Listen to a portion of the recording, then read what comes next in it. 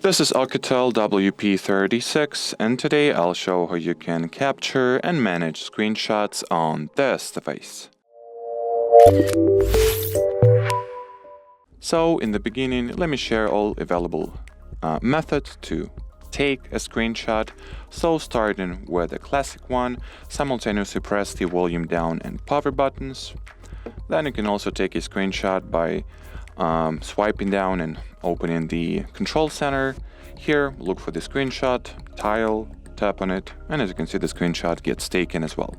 There is also additional third method you can take a screenshot with, which needs to be separately enabled. So in order to do that, you will need to launch your settings, then go into the gesture settings category and switch on the 3-finger screenshot option.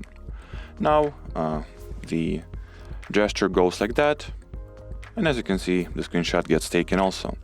In order to take long or scrolling screenshot on this phone, just take a regular one, doesn't matter which method you will use. For example, I go with the control center tile, and then simply tap at the capture more option and crop or select how much of the page you would like to actually encompass, and then save your screenshot. Now, once the screenshot gets taken, you can see you have this little toolbar. So tap at the share button, this icon, to share your screenshot right away. Then you can also start editing the screenshot right away.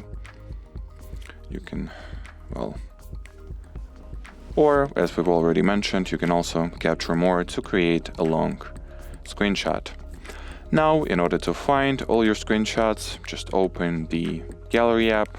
In my case, and in your case by default, you'll probably be using the Google Photos. And here, as you can see, all your screenshots are getting saved into their separate screenshots folder. And well, as far as this video goes, that'll be it, guys. So thanks for watching, thanks for your attention, and bye-bye.